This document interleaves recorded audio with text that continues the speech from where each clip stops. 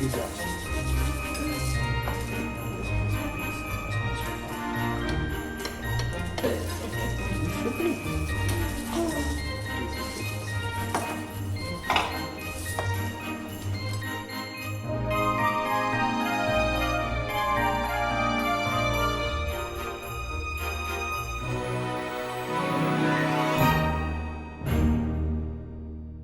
friends, and welcome to Vlogmas Day 17.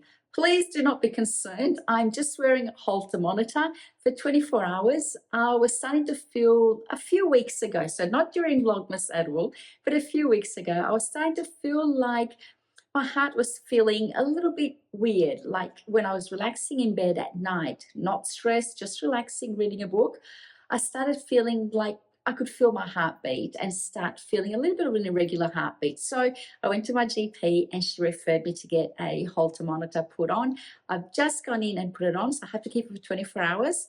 But I'm all good. I'm just getting it checked up just in case, just to make sure that it's nothing really bad or anything. I don't think there's anything wrong, but it's always good to get any concerns alleviated and make sure that there's nothing absolutely wrong. I am turning 57 next month, so, I need to make sure that any little thing that I feel a little bit odd about, I get it checked up. Anyway, enough about my medical concerns or issues. Welcome back to Vlogmas Day 17. Let me bring you up to speed on what's been happening over the last few days.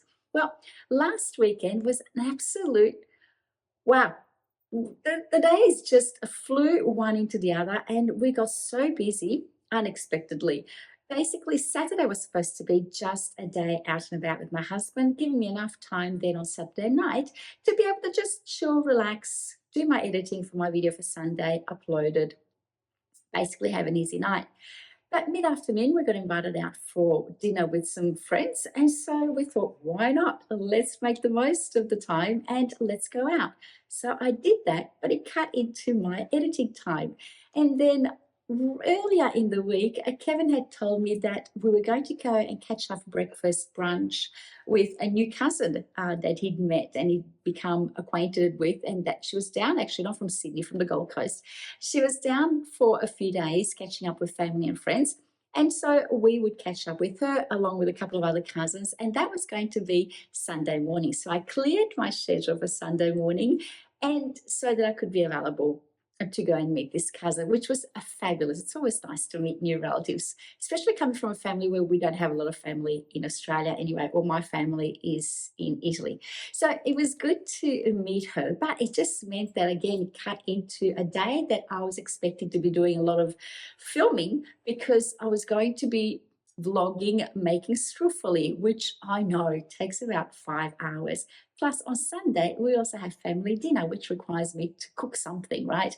And also interact with the family. So I knew that from midday onward, I wasn't going to be able to do any work for Vlogmas. So it kind of, set me up for a bit of a stressful couple of days, but never mind, it all worked out.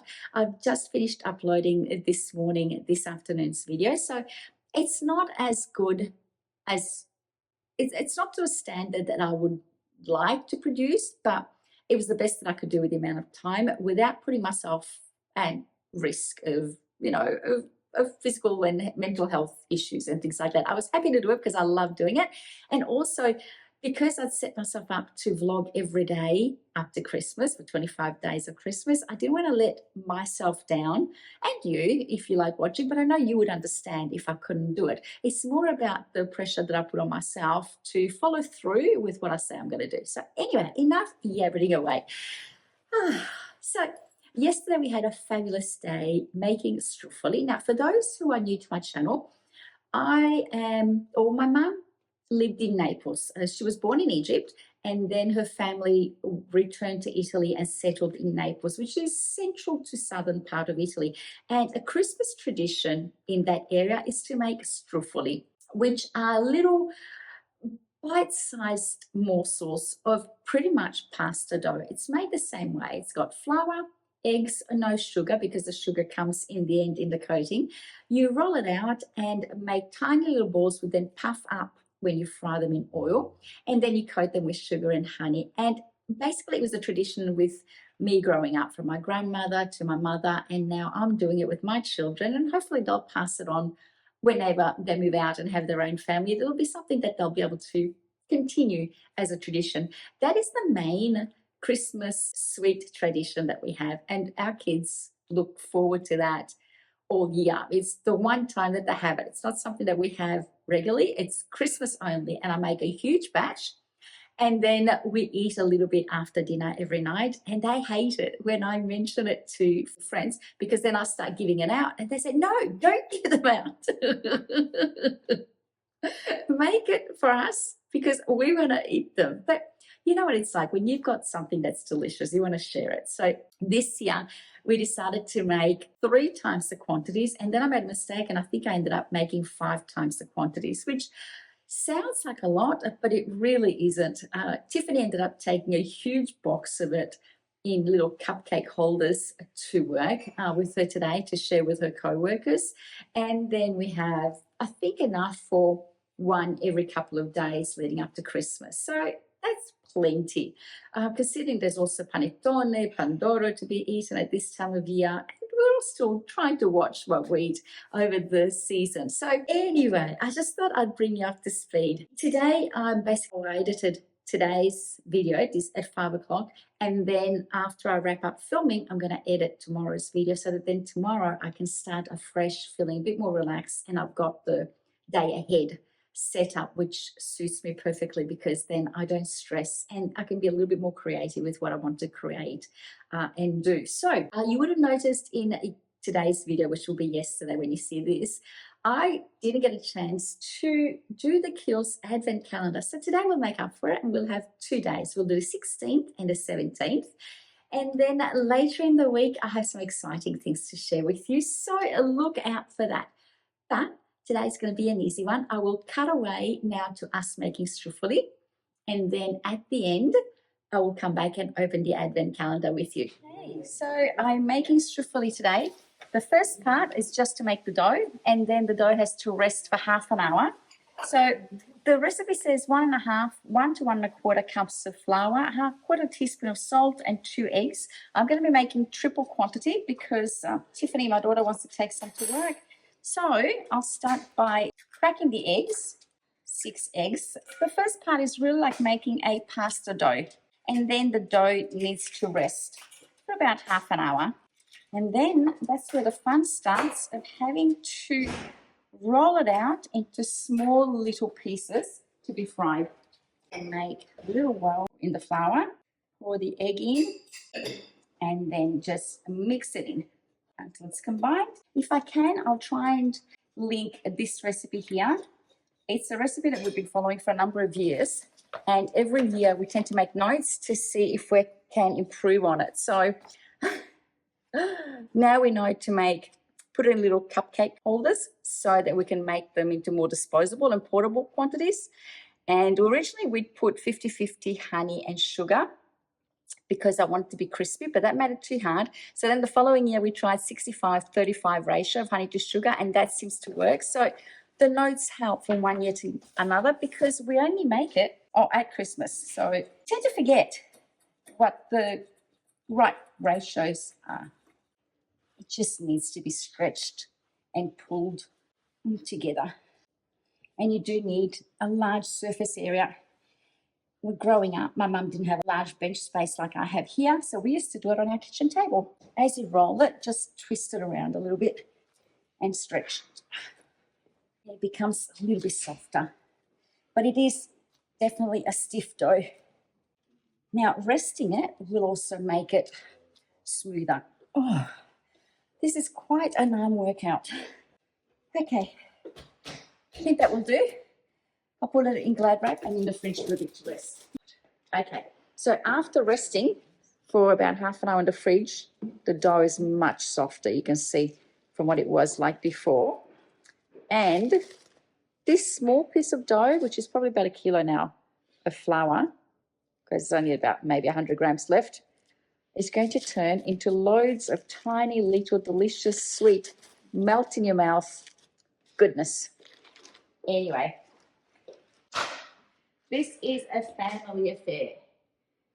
as people start finishing what they're doing. It's very time consuming. Stretch and roll.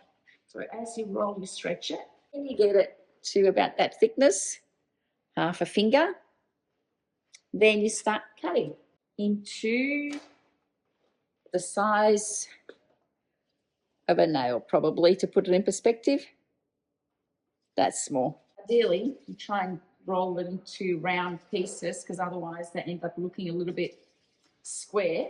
When you're doing 1,000 of them, by the end of it, you just really can't be bothered. Daisy, did you have a bath? Did you have a bath? Can you pick her up and show her? Just here. Let everyone see how gorgeous she is. No, you bathed me. I don't want to be bathed. No, not near here, not near the food. Hello, there's Daisy. Hey, Daisy. Over here, look. Hello. All right, now wash your hands, please. Oh, how did the Christmas party presents go? So tell my viewers what you did. So yesterday we had our just our team breakup Christmas party, and so we did KK for everyone, just the normal KK. But then on Friday, as everyone was gradually out of the office or not sitting at their desk, I stole something from everyone's desk without them noticing. And then I came home that night, wrapped it all back up, and then yesterday I gave it back to them. And it was very funny. One guy opened it up, and he has like a AFL player bobblehead sitting on his desk. So I took that and wrapped it up and gave it to him. And as he was opening it, he was like, "What the heck? I already have this." and then when he looked around the table and saw everyone else also thinking, "Oh my gosh, this is from my desk," and then he realized that it was already his. Because I told my team that I bought them something. I bought everyone an extra present as well because I was feeling really generous. It was very funny. It was funny. They all enjoyed it. Did you get dessert, KK? I got a gift card. Oh, nice. Like one of those gift cards you can use everywhere. Mm-hmm. And I got a really pretty hair band from Lavisa. Oh, beautiful. Like one of those claw clips. It's got pearls on it. And then I also got a packet of Red Rock Deli chips. Do you like them at work? Yeah, I guess. I like all chips. And then a bracelet as well from Lavisa. Nice. And how was work today, Charlotte? Busy. Busy? How are you finding people's patience getting ready for Christmas? Non-existent? Kevin and I went to a bakery for brunch. Timothy's cousin, you would have seen that in yesterday's video, and that was really good. It was so busy. It's in Airport West, basically in the middle of an industrial area. You would not think that there's a cafe there, and this cafe is a coffee roasting cafe as well. Beautiful. The breakfast was delicious, the service was lovely, and we had a really good time meeting cousins that we didn't realise we were related to. So that was fun. Ta-da! All done. All done. Now I just have to separate them from the flour and fry them, and they'll be yummy. They start looking like chickpeas, actually. You noticed? Yeah.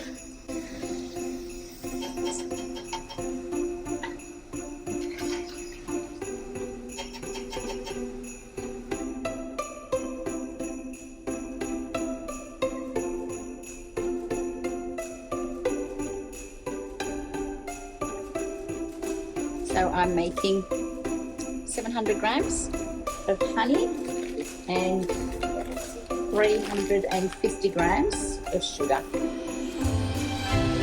that's 1,050 grams. I melt it all together.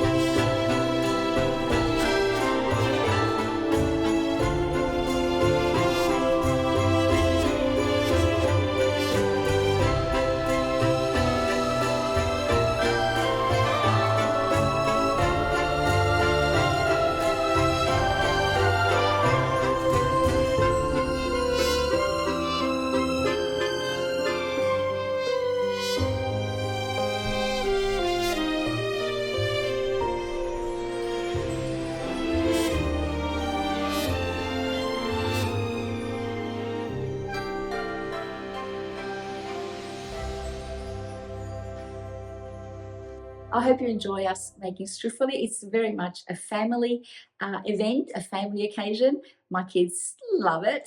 But it's a good way to catch up. And I've tried to keep a little bit of the chatter that goes on and a little bit of the banter that goes on in our family whenever we do catch up with my kids. My husband at the time was painting, otherwise he would have been also called on to have extra hands to roll it out. But he's almost done. He's finished the first coat into that part of the house. He's on a timeline to get it finished by Christmas. We're hosting Christmas Eve at our house and going out to friends for Christmas Day. So in another video, I will talk about what I'm planning on cooking, because I do have some opportunities to have to cook for a vegan guest and vegetarian guest. So that will mean that I'll have to do something a little bit more different to what I normally do, because normally Christmas and Christmas Eve for us is seafood, which vegetarian and vegan don't eat. So I'm going to have to come up with something else. I'll have to be creative. So over the next couple of days, I'll research my menu and then I'll share it with you, the plan, and then I'll try and work out a timeline of when I have to create certain things so that I can have everything ready for Christmas Eve. Tell me, what's your tradition that you cook at Christmas that your children absolutely love? I know my husband grew up with fruitcake. It's being Maltese. I find that his side of the family seems to be very English. So they love fruit mist tarts. They love fruitcake. A lot of the English influence of when Malta was colonized, I guess, by the British, they've inherited. So he tends to have more of a British palate, an English palate when it comes to Christmas traditions and meals, insofar that even his dad always brings a Christmas ham for Christmas lunch. I didn't grow up with that. We always had seafood for Christmas in Australia. In Italy, it's even in Italy actually. I remember I have fond memories of my grandma frying up squid on Christmas Eve for us to eat. So seafood was always part of our meal when it came to Christmas eating. Anyway, so yes, so my father-in-law brings a Christmas ham, which we love. It's an acquired taste that I've learned to acquire as well. So I love the ham, and we love making toasties with it in the days after Christmas. So that's primarily the tradition, but I will show you what I'll cook over Christmas Eve. Now, let's get started. We've got 2 days, the 16th and the 17th. The 16th is a Kiss Dry Lips Goodbye. That must be a balm of some sort. Yes, it is the Kiehl's Lip Balm #1, formulated with squalene and antioxidant vitamin E.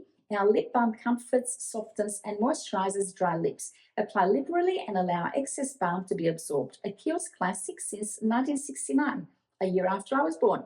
I'll put it over lipstick. I wonder if it'll work. And it's got a bit of a hint of a scent, not too overpowering at all. And day 17. Day 17 is stay cool and hydrated. Looks like it could be a cream of some sort. It is the Ultra Facial Oil-Free Gel Cream. 24-hour hydration and skin control for normal to oily skin types. Okay, I might pass this on to my daughters because I tend to have normal to dry skin. No scent. Beautiful. Very clear. It feels nice. Feels very, it's not sticky at all. I suppose it's because it's a gel-like consistency.